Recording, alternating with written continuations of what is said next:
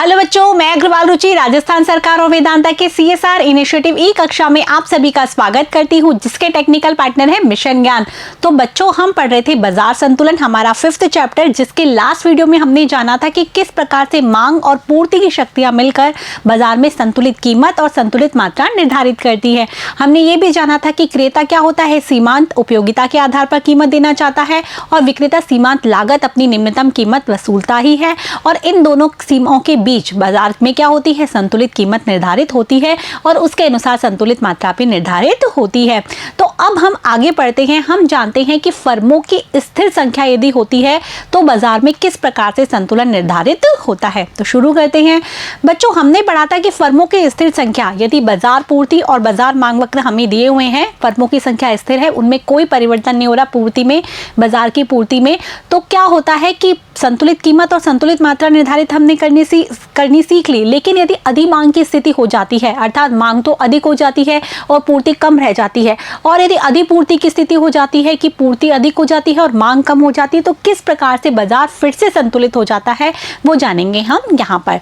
तो बच्चों, यहाँ लिखा हुआ है कि फर्मों की स्थिर संख्या के आधार पर बाजार पूर्ति वक्र और बाजार मांग वक्र बाजार में संतुलन के लिए क्या करते हैं, एक साथ कार्य करते हैं। जो बाजार मांग वक्र है और बाजार पूर्ति वक्र जो आपको दिए हुए हैं, जो बनाए हुए होते हैं, क्योंकि फर्मों की स्थिर संख्या में वो स्थिर रहते हैं, उसमें कोई बदलाव नहीं आता है, तो क्या होता है कि जो मांग और पूर्ति की शक्तियां इस प्रकार से कार्य करती है कि जो संतुलन है वो बना रहता है। ठीक है। मांग तथा पूर्ति में यदि शिफ्ट हो जाता है तो संतुलन कीमत तथा संतुलन मात्रा भी क्या हो जाती है, बदल जाती है। यदि हमने क्या कर रखा है, इस तरीके से हमारा डी और एस डी मिलकर ये हमारी संतुलित कीमत और संतुलित मात्रा आ जाती है। यदि हमारा मांग में परिवर्तन हो जाता है तो देखो कीमत में बदलाव हो गया, यदि पूर्ति में परिवर्तन हो जाता है तो हम देखते हैं किस तरीके से कीमत और संतुलित मात्रा में बदलाव हो जाता है। तो कहने का तात्पर्य है कि कीमत मांग वक्र शिफ्ट हो जाता है या पूर्ति वक्र शिफ्ट हो जाता है तो कीमत और मात्रा दोनों परिवर्तित हो जाते हैं। ठीक है बच्चों, समझ में आ गया। आगे है कि सबसे पहले हम देखते हैं यदि बाजार में अधिक मांग है, हम इसे समझते हैं कि किस प्रकार से बाजार में अधिक मांग है। डी और डी, एस और एस। हमने लास्ट वीडियो में जाना था कि अधिक मांग कब होती है, जब बाजार में कीमत क्या हो जाती है, कम हो जाती है, P1। तो हम यहाँ पर देख रहे हैं, ये तो हमारी हो गई संतुलन मात्रा। ठीक है, ये Q1 और ये हो गई हमारी Q2। तो हम क्या देख रहे हैं, यहाँ सप्लाई तो क्या है, कम है, और जो मांग है वो अधिक है। अधिक मांग है, मांग क्या है, अधिक है, और कीमत पूर्ति क्या है, कम है। ये हमारी संतुलित है ई, और ये किस पे होती है, कम कीमत पर। कम कीमत पर मांग अधिक होती है, ये तो हमने पढ़ा ही था कि कम कीमत पर मांग तो अधिक है और पूर्ति क्या होती है, कम होती है। क्यों? क्योंकि जो क्रेता है वो कम कीमत पर ज़्यादा चीज़ें मांगता है, जबकि विक्रेता कम कीमत पर कम चीज़ें बेचना चाहता है। तो मांग अधिक है और पूर्ति कम होती है। तो कैसे वापस से क्या होगा, संतुलन आएगा। तो कैसे आएगा, देखते हैं यहाँ पर कि कुछ उपभोक्ता जो वस्तु प्राप्त करने में पूर्ण असमर्थ है या इसे अपर्याप्त मात्रा में प्राप्त कर पाते हैं, वे अधिक कीमत चुकाने में तत्पर होंगे। अब वस्तु की मांग क्या है, अधिक है, और वस्तु की पूर्ति कम है, मतलब वस्तु कम अवेलेबल हो रही है मार्केट में। तो जो कुछ उपभोक्ता है, मिल नहीं रही है मार्केट में वस्तु, तो कुछ उपभोक्ता क्या करेंगे, जैसे आपने सुना होगा ब्लैक में चीज़ें मिलती हैं, तो कुछ उपभोक्ता जो इसे प्राप्त नहीं कर पा रहे हैं, उसे प्राप्त करने में असमर्थ है, वो उसकी ज़्यादा कीमत देने को भी तत्पर हो जाएंगे ताकि कि वो चीज़ उनको प्राप्त हो जाए। तो वो क्या करेंगे, कीमत को बढ़ाने की तरफ कार्य करेंगे। जो अदृश्य हाथ की हमने बात की थी ना, वो ये इसी तरीके से कार्य करता है कि वो कीमत को बढ़ाने के लिए क्या होंगे, तत्पर होंगे। इससे बाजार में क्या होगी, कीमत वृद्धि होगी और मांग मात्रा में क्या होगी, गिरावट होगी। यदि उन्होंने मांग को क्या किया, मांग जो है उन्होंने कीमत को बढ़ाने की तरफ यदि वो तत्पर होंगे, तो कीमत जैसे P से P1 से P हो गई, तो इससे क्या हो गई, जो मांग है वो हो जाएगी कम और पूर्ति हो जाएगी अधिक, और वापस से क्या हो जाएगा, संतुलन स्थापित हो जाएगा। यहाँ पर ये लिखा है कि बाजार की कीमत में उन्होंने वृद्धि की तो कीमत में वृद्धि हुई। अब कीमत में जैसे ही वृद्धि हुई उसकी, तो मांग मात्रा में क्या होगी, गिरावट, क्योंकि कुछ लोग उसको ज़्यादा कीमत पर नहीं खरीदेंगे, तो मांग मात्रा में गिरावट हो जाएगी, और यहाँ पर पूर्ति मात्रा में भी क्या हो जाएगी, वृद्धि होगी, जिससे संतुलन उस बिंदु पर होगा जहाँ पर फर्म द्वारा विक्रय करने की इच्छित मात्रा और उपभोग द्वारा खरीदी खरीदी जाने वाली इच्छित मात्रा क्या हो जाएगी, बराबर हो जाएगी। तो वापस से संतुलन ई बिंदु पर आ जाएगा, जहां पर जो फर्म द्वारा जो विक्रय की जाने वाली मात्रा और क्रेता द्वारा मांगी जाने वाली मात्रा दोनों क्या हो जाएगी, बराबर, और इस प्रकार से संतुलन स्थापित हो जाएगा। तो समझ में आया कि किस प्रकार से जब अधिक मांग हो जाती है, कीमत कम हो जाती है, तो कीमत के क्या होती है, बढ़ने की प्रवृत्ति पाई जाती है और वापस से संतुलन स्थापित हो जाता है। ठीक है, अब नेक्स्ट सिचुएशन देखते हैं हम अधिपूर्ति की। यदि बाजार में क्या है, अधिपूर्ति है, तो इसका भी हम डायग्राम बना के देख लेते हैं। ये हमारा है डी, ये हमारा है एस। ठीक है बच्चों, अब ये हमारा ई पे क्या है, संतुलन, और यहाँ पी संतुलित कीमत और क्यू संतुलित मात्रा। ठीक है, अब अधिपूर्ति की स्थिति है, माना ये स्थिति है।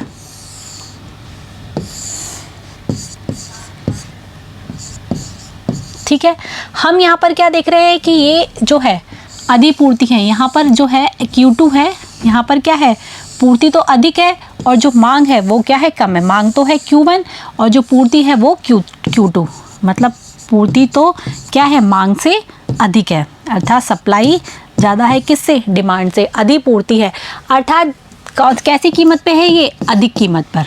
किस पर है, अधिक कीमत पर। जो कीमत अधिक होती है तो लोग मांग तो कम करते हैं और जो विक्रेता है वो क्या करते हैं, अधिक पूर्ति करते हैं, इसलिए अधिपूर्ति की स्थिति हो जाती है। आपको ये भी याद रखना है कि कम कीमत पर तो किसकी स्थिति होती है, अधिक मांग की, और अधिक कीमत पर किसकी स्थिति होती है, अधिपूर्ति की। अधिक कीमत पर किसकी स्थिति होती है, अधिक पूर्ति की।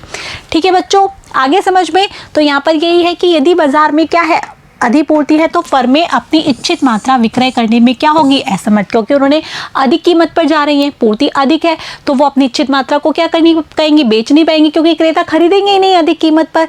तो फर्म इच्छित मात्रा विक्रय करने में क्या होंगी, असमर्थ। तो क्या करेंगी फिर, वो मात्रा बेच नहीं पा रही, उनके पास माल बहुत स्टॉक रखा है, तो क्या करेंगी, वो उस कीमतों को घटाएंगी, उनमें घटाने की प्रवृत्ति पाई जाएगी। तो ये भी क्या हो गया, एक तरह से अदृश्य हाथ हो गया कीमत को घटाने की तरफ। तो वे अपनी कीमत को घटाएंगे, जैसे जैसे कीमत घटती है तो मांगी गई मात्रा में वृद्धि होती है। जैसे वो कीमत को घटाने लग जाएंगी तो मांगी गई मात्रा में क्या होने लग जाएगी, वृद्धि। फिर क्रेता कम कीमत पर वस्तु को खरीदने लग जाएंगे। तो इस प्रकार से क्या होगा, तो मांग तो क्या होती चली जाएगी, बढ़ती चली जाएगी, मांग है वो बढ़ती चली जाएगी और जो पूर्ति है वो कम होती चली जाएगी, और फिर वापस से ई बिंदु पर संतुलन आ जाएगा, अर्थात कीमत में कैसी प्रवृत्ति पाई जाएगी, घटने की प्रवृत्ति पाई जाएगी।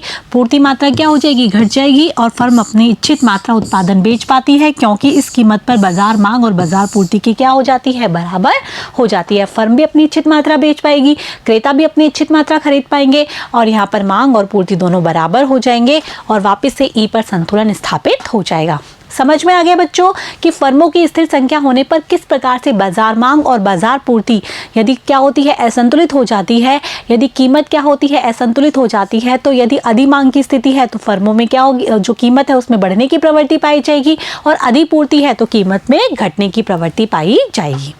आगे बच्चों समझ में, ये दोनों डायग्राम आपको अच्छे से समझ लेने हैं कि किस प्रकार से बढ़ने की प्रवृत्ति होती है, किस प्रकार से घटने की प्रवृत्ति होती है। अब हम इसको आगे देखते हैं, उदाहरण की सहायता से इसको समझते हैं कि माना बाजार में समान गुणवत्ता वाले गेहूं का उत्पादन करने वाले समान लागत संरचना वाले खेत हों। समरूप खेत लिखा हुआ है आपके जो बुक है। समरूप खेत का मतलब क्या होता है कि उसमें जो उत्पादन करने में जो लागत आ रही है वो क्या है, समान है। ठीक है बच्चों, कि समान गुणवत्ता वाले कैसे उत्पादन कर रहे हैं, वो गेहूं, और जो उनमें लागत आ रही है वो भी कैसी आ रही है, समान आ रही है। माना गेहूं के लिए जो बाजार मांग वक्र है और बाजार पूर्ति वक्र है वो निम्न है। यहाँ आपको बाजार मांग वक्र भी दे रखा है और बाजार पूर्ति वक्र भी दे रखा है। क्यूडी जो मांग है वो क्या है, 200 माइनस पी। जब क्या हो, पी कीमत क्या हो, 200 से क्या हो, कम हो। जब कीमत 200 से कम है तब तो क्या है, मांग क्या है, 200 माइनस पी। ठीक है, यदि 0 हो जाती है, यदि कीमत 200 से बढ़ जाती है, मतलब उपभोक्ता कम से कम कीमत कितनी देना चाहता है, 200 रुपये। 200 रुपये से जैसे ही यदि कीमत क्या होती है, बढ़ जाती है, तो वो अपनी मांग को क्या कर देता है, 0 कर देता है। हमने पढ़ा था ना बाजार मांग वक्र, बस उसी बेस पे है ये। इसके बाद देखते हैं QS अर्थात पूर्ति क्या है। पूर्ति है 120 प्लस P।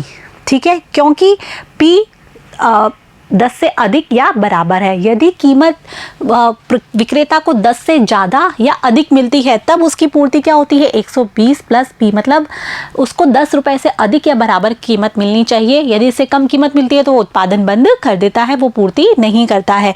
0 क्योंकि पी क्या होती है 10 से अधिक, 10 से क्या होती है कम हो जाती है। यदि कीमत क्या होती है उसकी 10 से कम मिलती है उसको, तो वो उत्पादन नहीं करता, अर्थात उसकी पूर्ति कितनी हो जाती है 0। मतलब क्रेता तो अधिकतम 200 रुपये देना चाहता है और विक्रेता कम से कम 10 रुपये वसूलना चाहता है। आ रहा है बच्चों समझ में? ये सारी चीज़ें आपके सामने है क्लियर।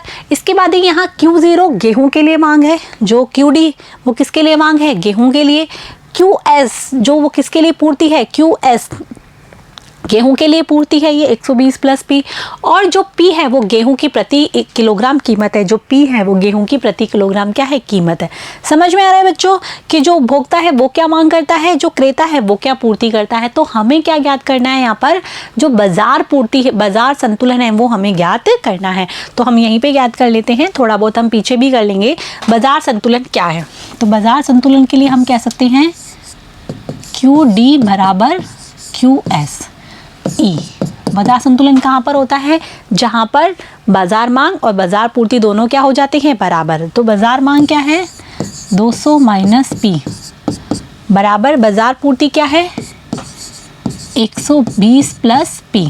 ठीक है, इसको टोटल करते हैं तो यहाँ पर हम 200 माइनस 120 P प्लस P कितना हो जाएगा 2P। तो हम कह सकते हैं 80 बराबर 2P, अर्थात कीमत क्या हो जाती है P बराबर 80/2 कितनी हो गई 40।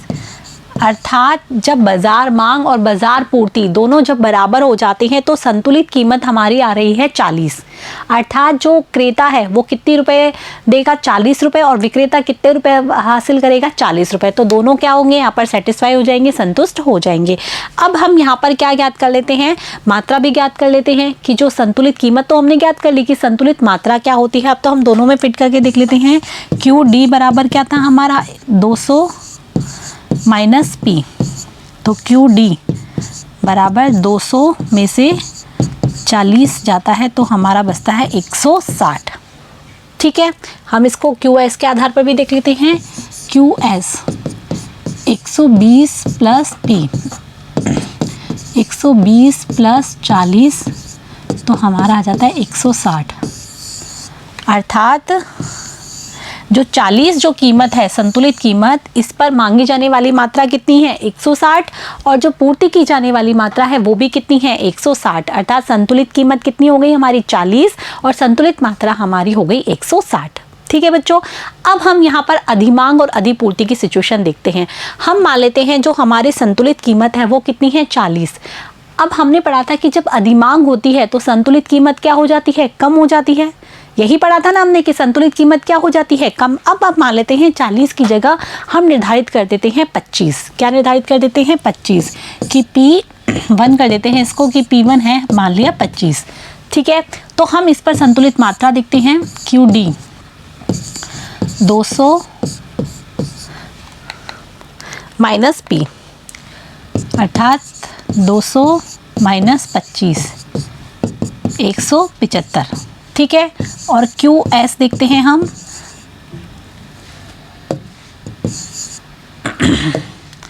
120 प्लस P अर्थात 120 प्लस 25 कीमत पे हम देख रहे हैं 145। तो हम क्या देख रहे हैं कि 175 तो क्या हो गई मांग और 145 क्या हो गई पूर्ति, अर्थात 175 145 QD ज़्यादा हो गई किससे QS से। ठीक है, तो इस सिचुएशन को हम क्या कहेंगे अधिमांग। तो कम कीमत पर क्या हो गई अधिमांग की स्थिति हो गई। ठीक है, हम इसे ऐसे भी देख सकते हैं QD माइनस QS। ठीक है, क्या होती है अधिमांग की स्थिति में क्या इक्वेशन बनती है QD हमारा क्या है 200 माइनस P और QS हमारा क्या है 120 प्लस P। तो हमारा क्या बनता है 80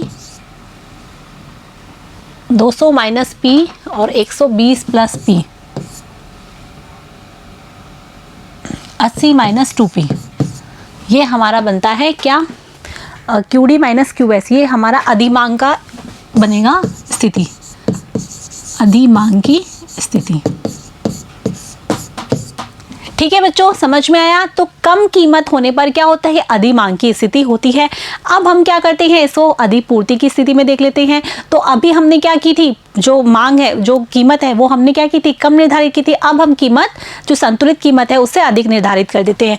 अभी हमने क्या की थी, P1 25 की थी, अब हम P2 कितनी कर देते हैं, 45, जबकि हमारी संतुलित कीमत कितनी है, 40। अब हम P2 कर देते हैं 45। तो हम डिमांड ज्ञात करते हैं कितनी है, QD बराबर 200 माइनस P, 200 माइनस 45। ठीक है, ये हो गई हमारी मांग इस पे 45 कीमत पर।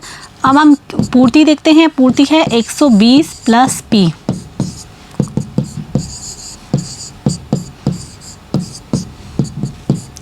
165। तो हम क्या देखते हैं, पूर्ति तो है अधिक और जो मांग है वो है कम, अर्थात QS अधिक है और QD हमारी क्या है, कम। अर्थात यहाँ पर कौन सी स्थिति पाई जाती है, यहाँ स्थिति पाई जाती है अधिपूर्ति की,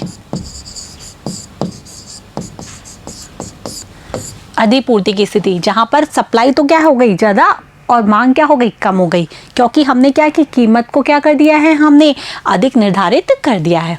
आगे बच्चों समझ में कि अधिक कीमत निर्धारित करने पर क्या हो गई, अधिपूर्ति की स्थिति हो गई, और कम कीमत निर्धारित करने पर क्या हो गई, अधिमांग की स्थिति हो गई। हमने P2 45 किया था, अब इसका भी हम यदि समीकरण निकाल के देख लेते हैं तो यहाँ QS माइनस QD कर देंगे। अभी हमने क्या किया था, QD माइनस QS, क्योंकि मांग अधिक है और पूर्ति कम है। अभी क्या है, पूर्ति अधिक है और मांग कम है, तो हम इस तरीके से करते हैं। तो QS का हमारा फॉर्मूला है 120 minus P minus 200 minus 200, 120 plus P, 200 minus P। ठीक है, हम इसे करते हैं 2P माइनस 80। ये हमारा हो जाएगा अधिपूर्ति समीकरण। ये 80 माइनस 2P तो हमारा अधिमांग था और ये 2P माइनस 80 हमारा अधिपूर्ति समीकरण हो जाएगा। तो समझ में आ गया कि किस तरीके से हमारे सामने ये सवाल था कि 200 माइनस P पे क्या होती है, जो क्रेता है वो क्या करता है, उसकी यदि अधिक से अधिक कितनी कीमत देना चाहता है, वो 200 रुपये। यदि 200 से अधिक कीमत लेता है तो वो अपनी मांग को क्या कर देता है, शून्य कर देता है। और जो पूर्ति के लिए हमने पढ़ा था 120 प्लस P, अर्थात 10 रुपये वो कम से कम कीमत लेना चाहता है, 10 रुपये से अधिक कीमत या 10 रुपये के बराबर कीमत लेना चाहता है। यदि 10 से कम कीमत होती है तो वो पूर्ति शून्य कर देता है। तो हमने इन दोनों के संतुलन के द्वारा संतुलित कीमत निर्धारित की, कितनी, हमारी संतुलित कीमत आई 40, और संतुलित कीमत के आधार पर जो संतुलित मात्रा है हमने फॉर्मूले में फिट करके याद की, तो 160 हमारी क्या आ गई, संतुलित मात्रा ज्ञात हो गई। अब हम यहाँ देखते हैं अधिमांग की स्थिति और अधिपूर्ति की स्थिति। तो अधिमांग की स्थिति में हमने देखा कि यदि कीमत को कम कर देते हैं तो अधिमांग की स्थिति हो जाती है। हमने कीमत को 25 किया तो मांग क्या हो गई, 145 हो गई, जबकि 175 हो गई, जबकि पूर्ति क्या हो गई, 145। तो यहाँ पर हमने क्या देखा, मांग अधिक हो गई पूर्ति की तुलना में, तो इसे हम बोलेंगे अधिमांग की स्थिति। ठीक है, इसका हमने समीकरण भी फिट कर लिया, क्योंकि अधिमांग की स्थिति में मांग अधिक है और पूर्ति कम है, तो अधिक मांग में से हमने पूर्ति को घटा दिया, तो हमारा 80 माइनस 2P अधिमांग आ गया। ठीक है, अब हमने दूसरी स्थिति देखी जिसमें हमने कीमत को घटाने की बजाय क्या कर दिया, बढ़ा दिया। 40 से क्या कर दी हमने, 45 से यदि हमने कीमत कर दी, P2 क्या कर दी हमने, 45 कर दी। अब 45 के हिसाब से यदि हमने मांग निकाले तो मांग हमारी है 155 और पूर्ति है हमारी 165। तो हमने क्या देखा, 165 पूर्ति है, वो मांग की तुलना में क्या है, अधिक है। पूर्ति क्या है, मांग की तुलना में अधिक है, इसीलिए यहाँ पर पूर्ति आधिक्य होता है, जिसे हम कहते हैं अधिपूर्ति। ठीक है, इसका भी हमने समीकरण बनाया, क्योंकि पूर्ति अधिक है इसलिए पूर्ति में से हम मांग को माइनस कर देंगे, QS minus QD, 120 plus P minus 200 minus P, तो ये हमारा आ गया 2P माइनस 80 अधिपूर्ति समीकरण। ठीक है बच्चों, समझ में आ गया। तो यहाँ पर हमें एक बात समझ में आ रही है कि यदि फर्मों की स्थिर संख्या होती है तो कम कीमत पर तो अधिमांग की स्थिति पाई जाती है और अधिक कीमत पर अधिपूर्ति की स्थिति पाई जाती है, क्योंकि जो विक्रेता है वो अधिक से अधिक कीमत लेना चाहता है और क्रेता कम से कम कीमत देना चाहता है। आगे बच्चों समझ में, तो यहाँ पर आपका ये पार्ट पार्ट होता है एंड में। अब हम नेक्स्ट पार्ट में हम क्या पढ़ेंगे कि श्रम बाजार में किस तरीके से मजदूरी का निर्धारण होता है। तो यहाँ वहाँ पर भी है कि जो मजदूर लोग होते हैं वो क्या करते हैं, अपनी मजदूरी मांगते हैं, तो वो किस प्रकार से अपनी मजदूरी लेते हैं, और जो विक्रेता जो उत्पादक होता है वो किस प्रकार से उनकी मजदूरी निर्धारित करता है। दोनों में आपस में कॉम्पिटिशन थे, क्या मजदूरी की जो दर है वो निर्धारित होती है, उसे हम जानेंगे हम नेक्स्ट पार्ट में। तब तक के लिए आपको ये डायग्राम जो इसमें बनवाया गया था कि अधिमांग की स्थिति और अधिपूर्ति की स्थिति में किस प्रकार से कीमत कम और ज़्यादा होती है, तो वो आपको लिखना है, अब डायग्राम भी बनाना है। ये जो सवाल आपके सामने करवाया गया है आपकी बुक में भी है, वहाँ से आप इस सवाल को कर सकते हैं और यहाँ पर आप इसको समझ भी सकते हैं। अब आगे के लिए मेरे साथ बने रहिए, पढ़ते रहिए, बढ़ते रहिए। Thank you.